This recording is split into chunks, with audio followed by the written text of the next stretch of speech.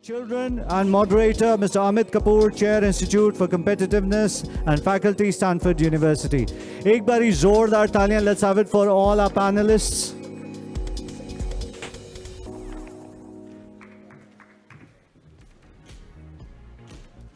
Over to you, sir.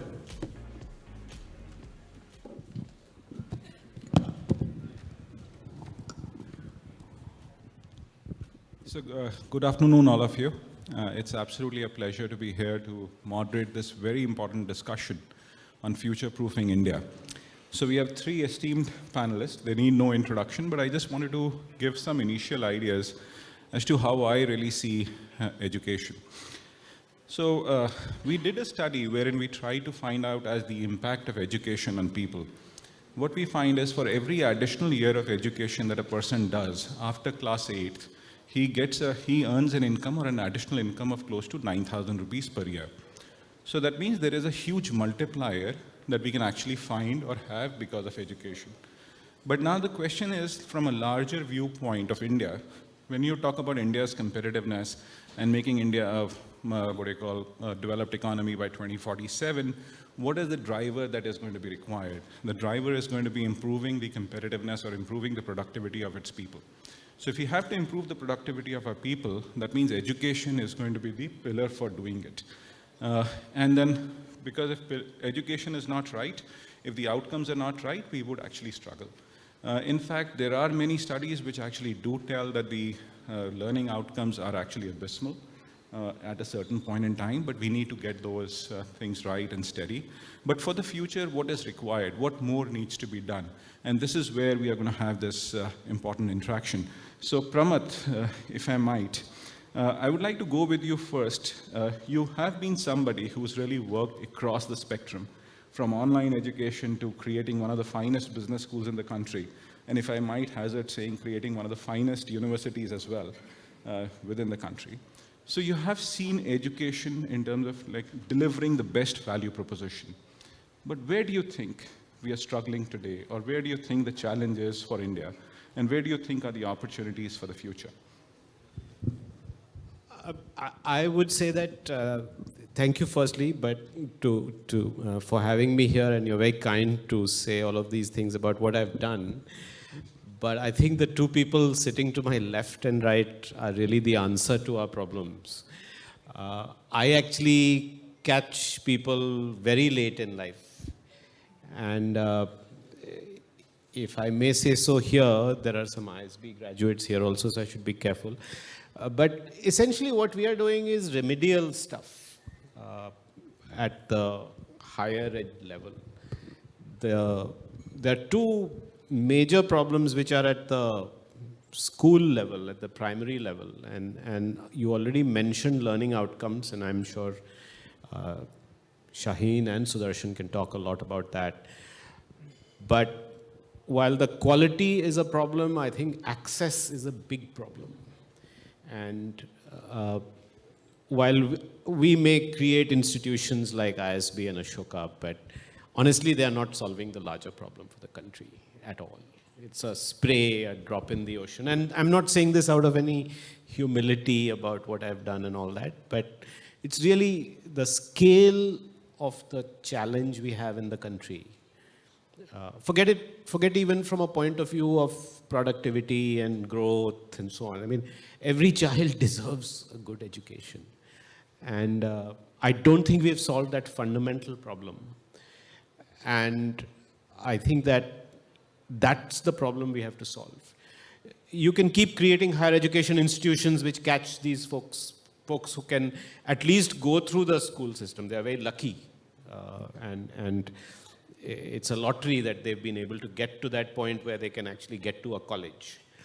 And of course, there's problems at the college level also, because most colleges and most universities also don't provide quality. There's problems of access at that level also. But I think the deep-rooted problem that we have to solve for is at the foundational level, at the early years. Because what the research has also shown is that if you don't intervene then you are actually really not just depriving but damaging our young people. And that's something that really needs to sit on all our consciences, if I can use that word, consciences, because it's really, I mean, I look at that and every day I feel that we are just failing generation and generations of young people in this country.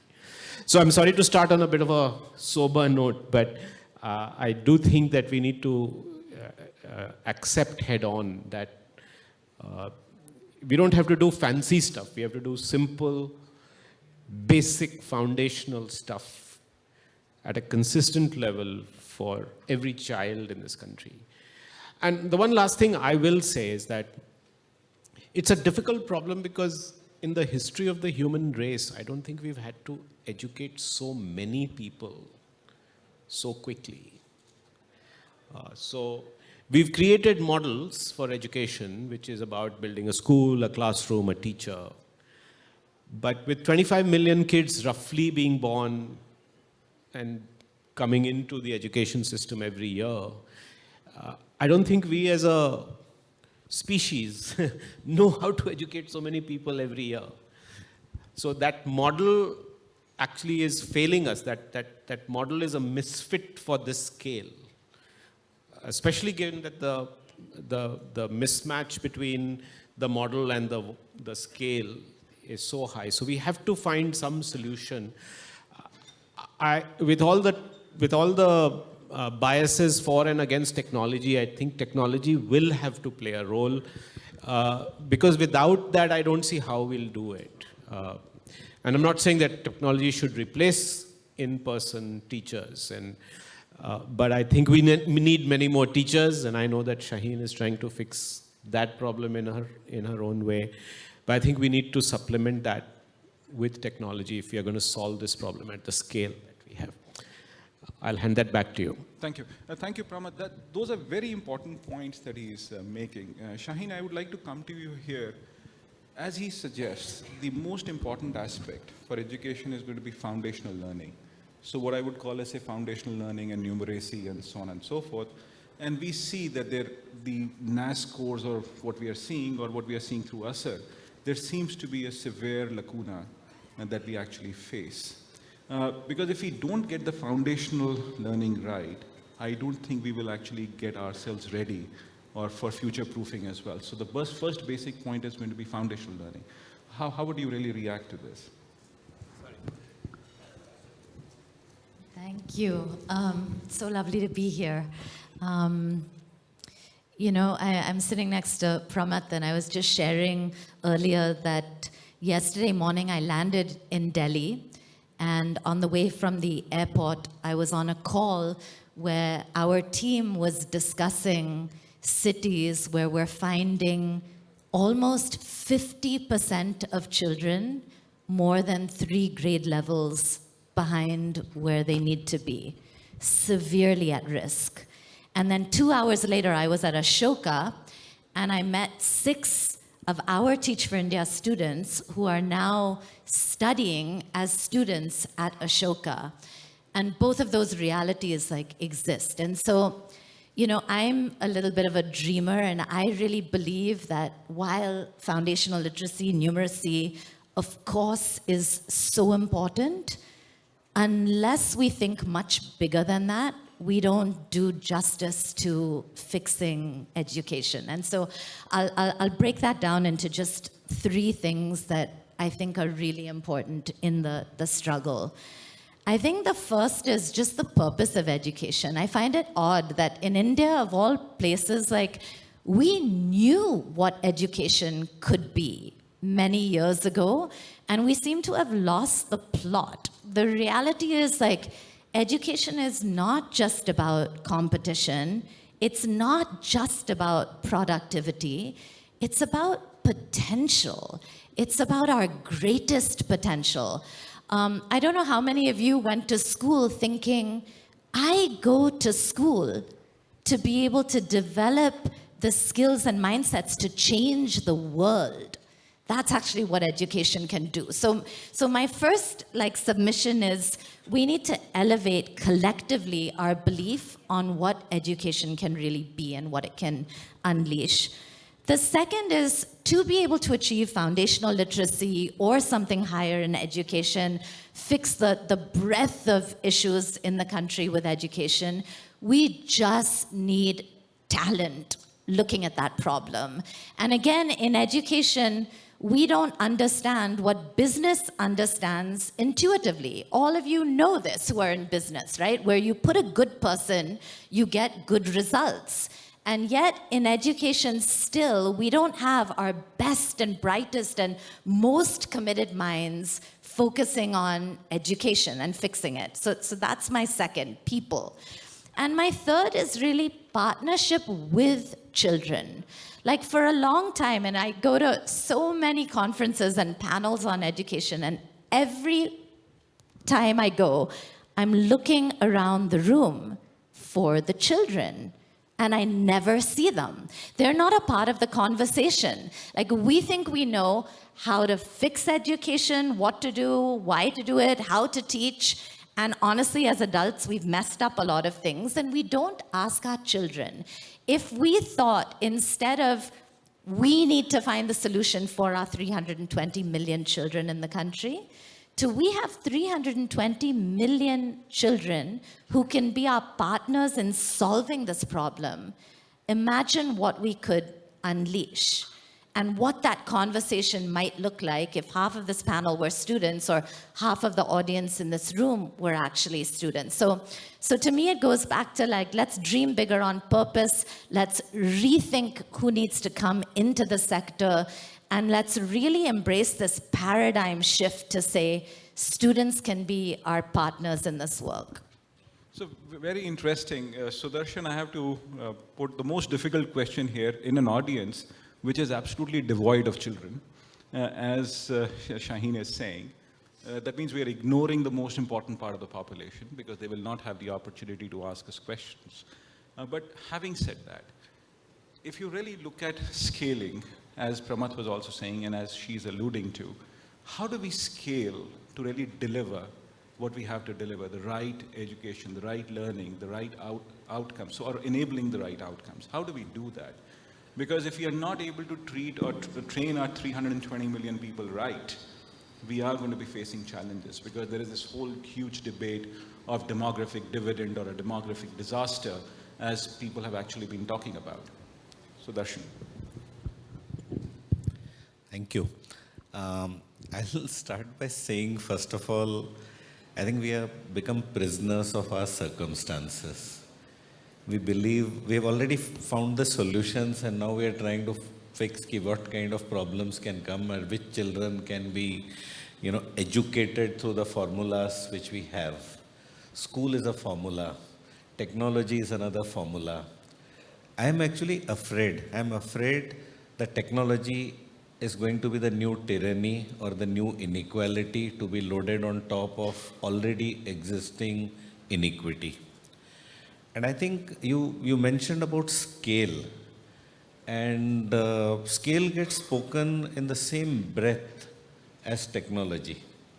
And I come from a school of thought which looks at small is beautiful, and many small can also get a scale.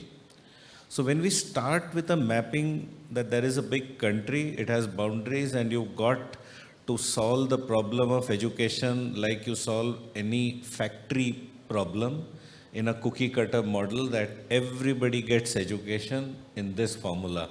This is the curriculum, this is the method, these are the subjects. I think if last 2 years haven't woken up, we will never wake up. All our education came to naught when there was a lockdown. The kids were helpless. We don't have an estimate of what kind of mental health setbacks have been there in last 2 years. And I think if all our, and this I'm talking about not just underprivileged or vulnerable kids, I'm talking about all the children. The more privileged the children were, I think the more harder the shock was for them. They could have their iPads or maybe laptops, but I think children were struggling, the ones whom we interacted with. What was the struggle? The struggle is that their reality never counted. I mean, Shaheen mentioned about them being a stakeholder, the primary stakeholder in deciding what education could yield. I think survival skills, coping mechanisms, and finding their own answers, to be encouraged to discover, that is what is expected out of education. Whereas I think we hammer things to make them forget all that originality, curiosity. So if we want to achieve scale, the adults, need to be humble, climbing down from our ladder. The second thing is, I think instead of looking at children, we should start looking at those who are going to be anchoring these children: the parents, the teachers, and the community at large, around whom the children are anchoring themselves. If we are not investing in capacity and quality of teachers, and that too early childhood, the primary, the foundational learning you said. If you just look at a simple education, the worst paid, most this thing inadequately equipped are the foundational learning teachers. Look at how their capacities are built, what kind of investments go, what kind of compensations they get, what kind of infrastructure with which they are able to work. So I think we need to look at education as a very wholesome engagement, where a whole community, it's not a row, column, and cell of an Excel sheet. It's the whole Excel sheet and much more outside that boundary. So I think we need to take education wholesome, engage with an entire community. It's not about getting a kid admission to a school and making sure they come to school. I think those are myths which time to bust them.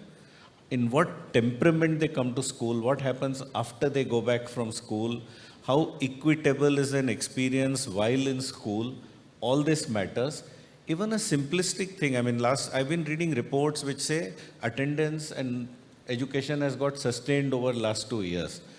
All the data says is some people, the kids logged into a classroom and were there. Honestly, in my workplace, and I'm sure most of you will bear with me, that in last 2 years, many of you would have been on many online meetings. And there would have been quite some where you were switched off while you were logged in. You were mentally switched off. The best of professionals being there in meetings and yet not being there, expecting that a child who never had previous familiarity to technology just logged in and got educated. I think where are we leading ourselves? So those are difficult questions. Scale will come when we debunk the big is beautiful theory. We get homogeneous, small is beautiful, equip the front line teaching people, and get the community to be knowledge driven, seeking knowledge, basket of choices, and making objective decisions. That's education for me. So Darshan, I would like to have a rebuttal here. When you say we have to debunk the idea of big is beautiful, or you need to actually go to smaller locations, and in the same breath you're saying that teachers are the set of people who are not recognized, either through payment, salary, or whatever. So how do we create a system wherein we get the best of teachers to the smallest possible denominator, like getting him to a village? Because today what we see is that you have schools which might just be one teacher school as well. So how do you create a solution here? If technology is not the answer, how do we really look at it? Sure. So I would say it's more an endorsement rather than a rebuttal of what I'm saying. How do we create means we recognize that there is a problem in this. That's when we start seeking a solution. If we have found that technology is already a solution, then we don't recognize that there is this issue. So I would say you're actually more agreeing with me that if there is one teacher in a whole village, or what is teaching, we need to get back to the basics questioning that in the smallest unit, how do we equip somebody with a capacity of teaching, of educating? Does an academic qualification qualify? How do we equip with skills, competencies, and attributes?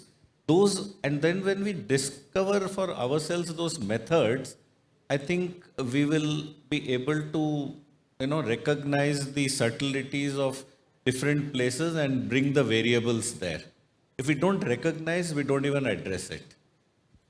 Very interesting. Shaheen, over to you here. So, in fact, Sudarshan was saying something very important, that in the last 2 years, we've actually seen a lot of mental health issues within children. there is definitely data which says that there has been a huge learning loss.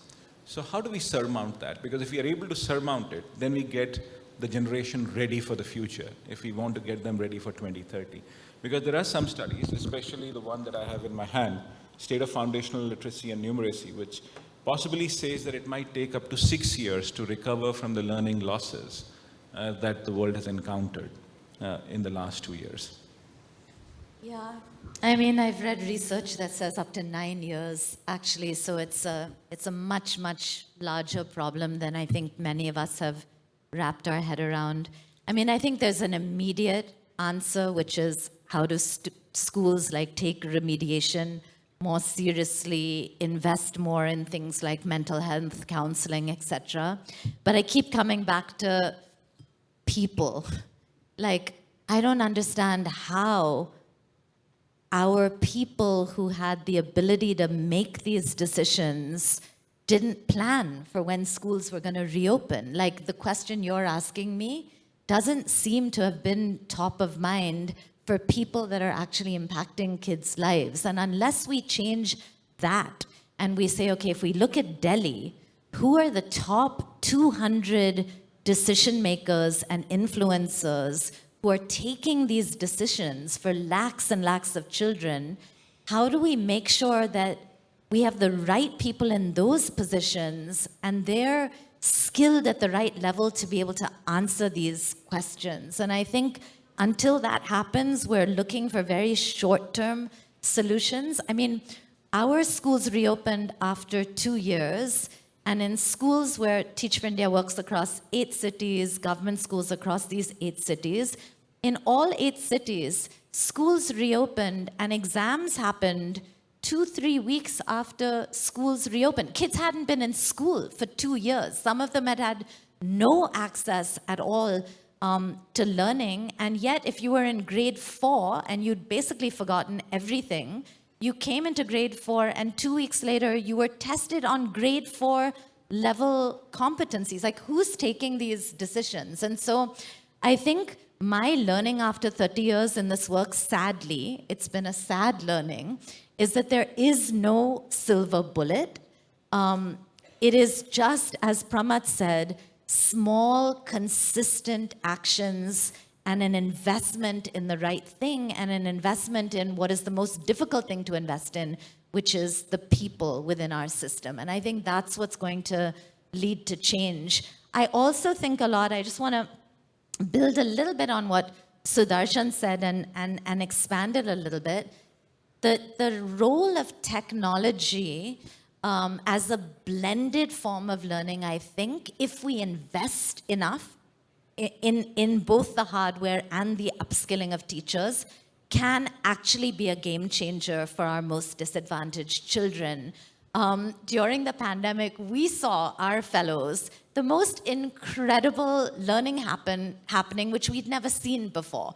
We saw suddenly grandmothers at home being brought into history class. We saw yoga classes happening online. We suddenly saw an expansion of who could teach, and where you could teach and when you could teach. And I think that for our most disadvantaged children, if we can get the hardware to them, and if we can train them and do it slowly and thoughtfully, I do think that that form of learning can be very, very big way to close the gap. So very interesting. So we have found a certain solution, probably a middle ground in terms of a technology blended solution, and really take it up, involve the teachers, involve the students.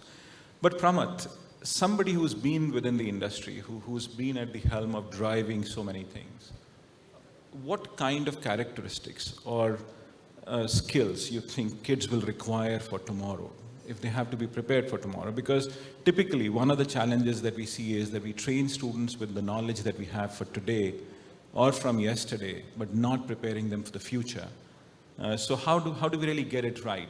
Do we move from knowledge-intensive things to a skill-intensive training, or what is it that we need to look at? Yeah, I think, Amit, there I feel that I'm very much a traditionalist or a conservative. I think that what we need to educate people on hasn't really changed for centuries. I think people should be taught to learn how to learn. These are all cliched sort of themes that a lot of people talk about. It's not about teaching them how to actually do a particular function or task, which you obviously need to. You do need to train people for jobs that they do or requirements that they have to meet. But then the larger scheme of things, education is really about equipping people to solve any problem, to work any job, and with everything that's happening with change and the problems that confront our world, the theories, the academic disciplines, the knowledge to train people or skill people, and that hasn't even been created. So we are all. So I think the big thing is, of course, to improve the social emotional health of young people, as Sudarshan was talking about, the ability to learn how to learn, to think about learning as a lifelong thing rather than a 12-year thing or a 4-year thing or a 2-year thing, which is what we do. So a lot of these things have all been talked about. We've been struggling to implement them at all levels. And I do think that, you said that we've kind of reached a compromise kind of solution I don't think we have, honestly. I think we are disagreeing on what we are going to do. And I think it's plain to see. And I think this is a big problem and I'm not criticizing us or anybody, but I think the challenge is such that we don't have answers. And I think we have to try everything. Like Shaheen is saying, I don't think there's a silver bullet. But I also don't think we should reject some of the solutions. So I will submit to Sudarshan that I do think that I'm obviously not suggesting that you would substitute a teacher in a good teacher in a classroom with technology only. Right? Why would you do that? Of course you wouldn't. But in 75 years, how many teachers have we brought to the villages? So if I can actually bring technology to the village, I would rather try that also, because we failed to bring. And the community model that you're talking about, we failed to implement. Right? So of course we should continue to do the community model, we should do the 1,000 flowers bloom model, but we do have to solve this at scale. I really believe that. I think what you are saying, Sudarshan, is also trying to solve it at a scale in a different model.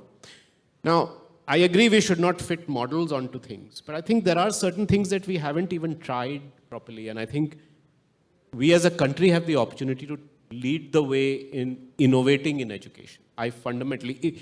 Only when you have a massive challenge that you can really innovate, I believe. I'll give you a simple example of how I think about technology, and others might disagree with me. When the printing press first came, books used to exist, but they were all actually handwritten.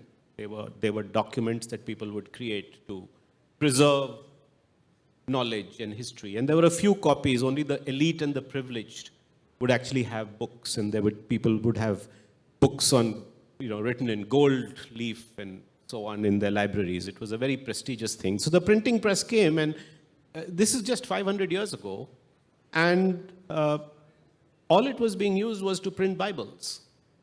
People thought this was a good way to spread Christianity around the world, so they printed lots of Bibles on the press. Till somebody came up with this idea that you could actually print a textbook. Right? Now, people said, really, how would somebody learn from reading a textbook? Why would they even read? They may just buy it and keep it on their shelf and show off that they know philosophy. Maybe they read the front and the back and say that they've read the book. And even if they read the book, what's the likelihood that they learned anything? Now, relative to what, though? So I was growing up in Patna. I went to a good school. I was good in science, but I had a terrible physics teacher. Now, I couldn't for the life of me understand physics. I didn't know what to do. I was really struggling.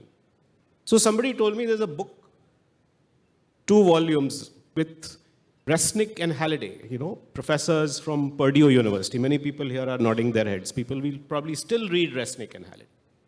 Now, who knew Resnick, who knew Halliday, who knew Purdue? But this was a book. And they said if you study the first half of the first volume, you'll know all the physics.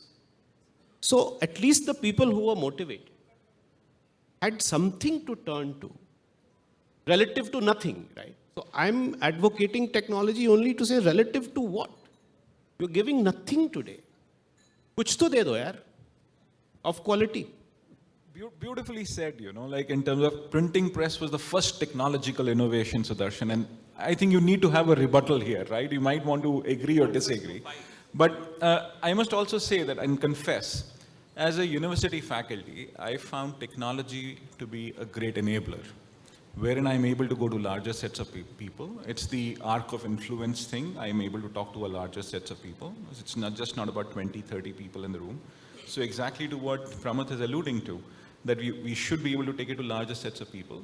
So people started reading the books and look what it has done to the living lives of people and the kind of learning they've had. So Darshan. I'll take that invitation. So I think, first of all, the largest kind of objective, I would say, 2, 3. One is the ability to survive and grow or meet one's own aspiration, education. Second is, I think, when we are talking about specifically technology, we are talking about entry point equity. So, what kind of equity with which different people get their first access to technology makes a huge difference.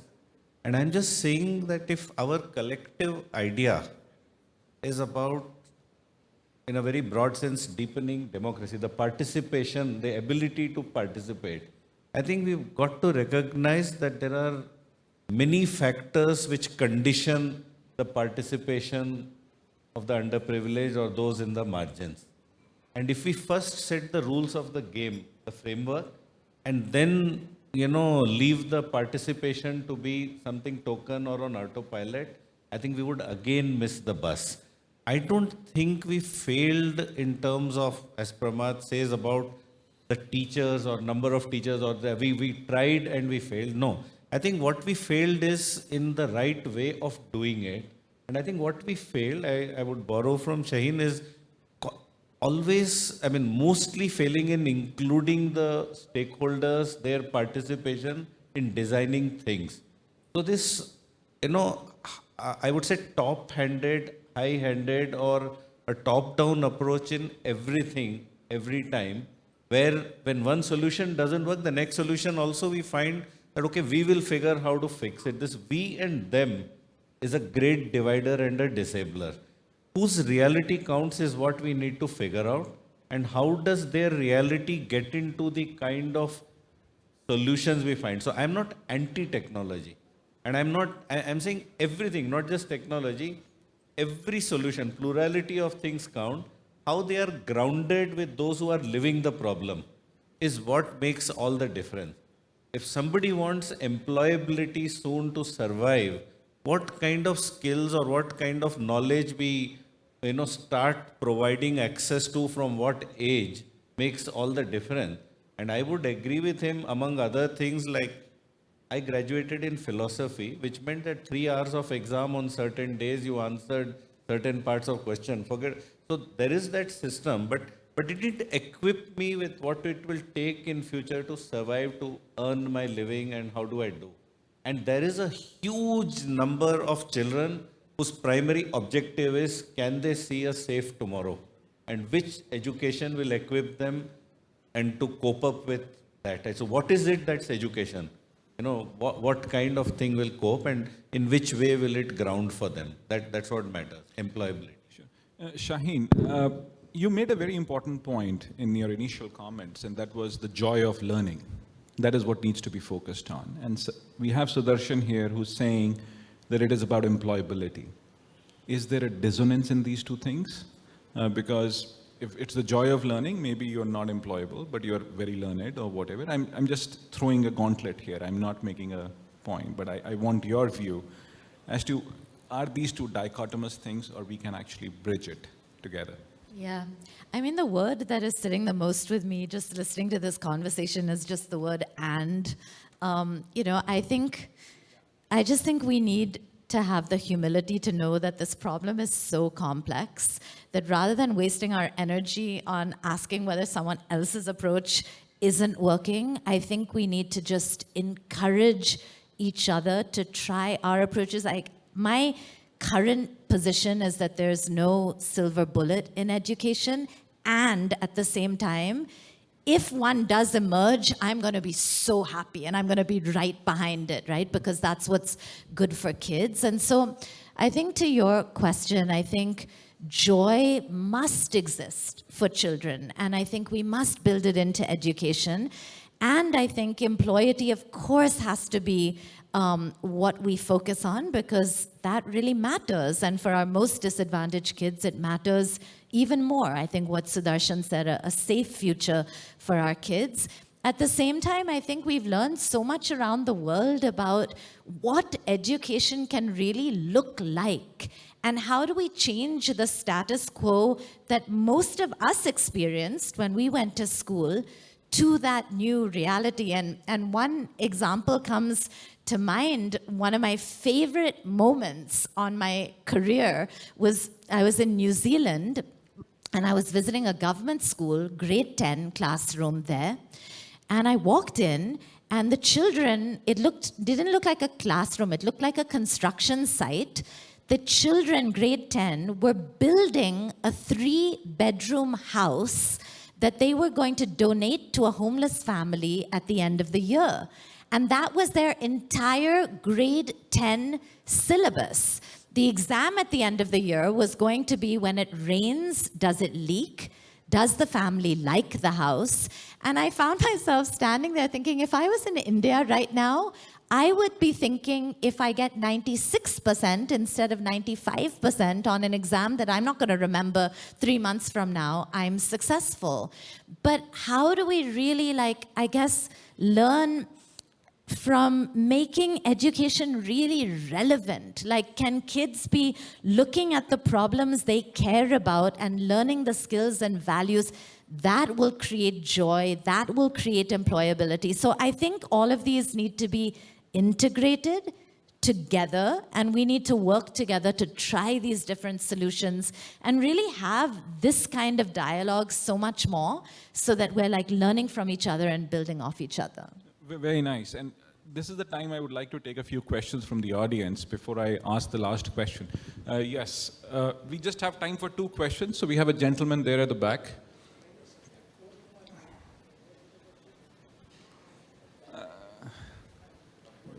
I am Colonel Rajiv Bhargav, and the question is for any of the panelists.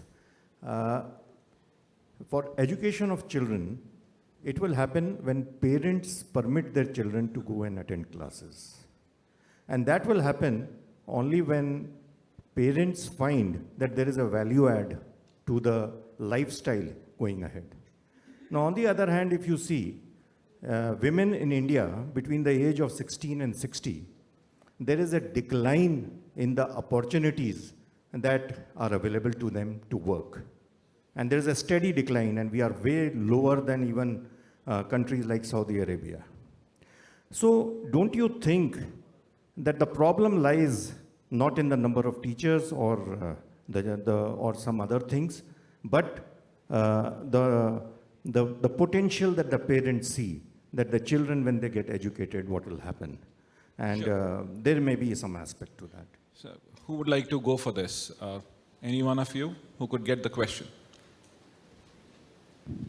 Oh, Pramath. Are you saying that our problem is that there are enough schools, enough children, enough teachers, enough infrastructure, and people don't go to school because they don't... Let's not get into a debate. Let Pramath answer, please. No, I personally think we are talking about a larger issue. I don't think there are enough teachers. I don't think there is enough education. I think you're talking about parents at a level where you have a choice to make.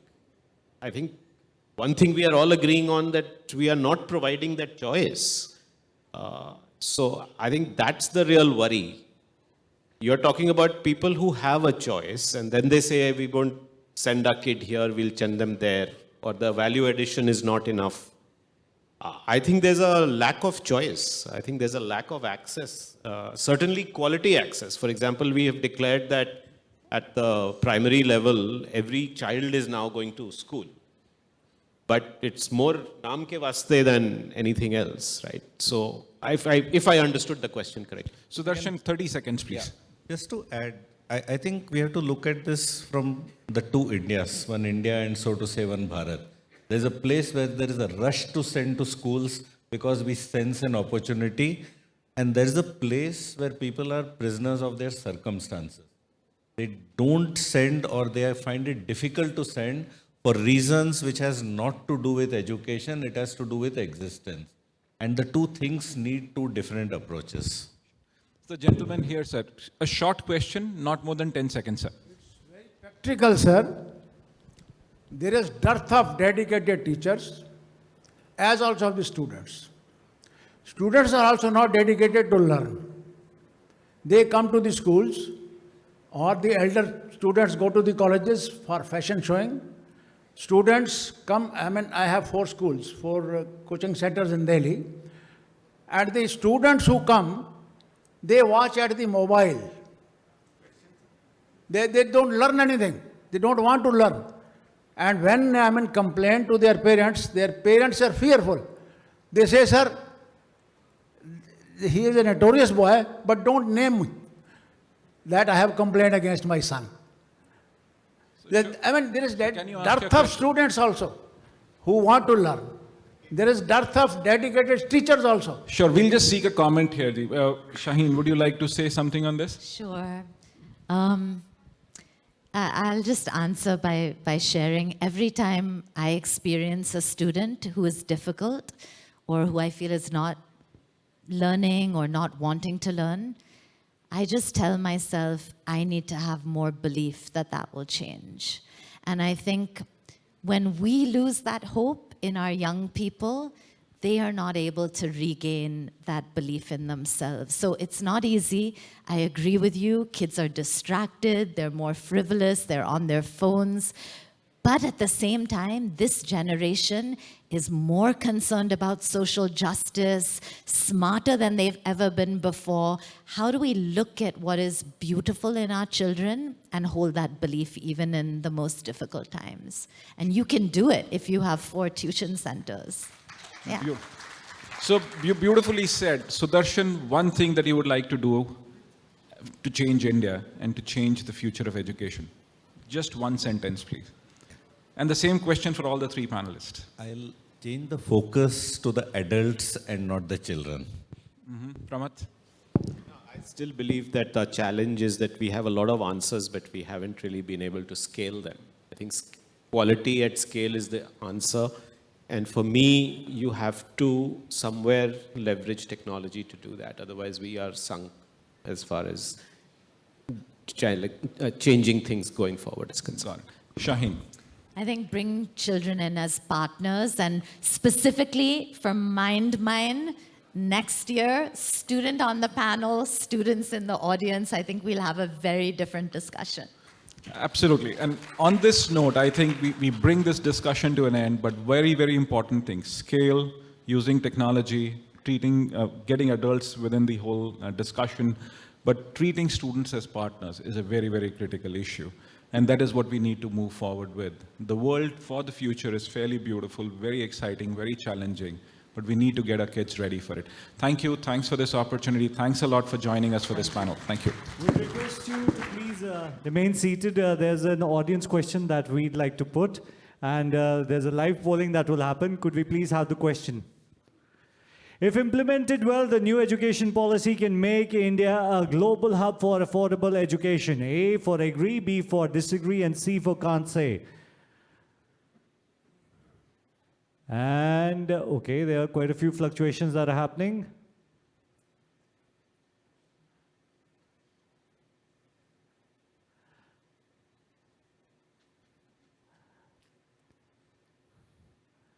Five, 4, 3, 2, 1. So there we have it. 62.5% agree with this thought. So can we have a round of applause for that? Would request Dr. Prem Kumarji to kindly grace the stage and present the memento to our esteemed group of panelists.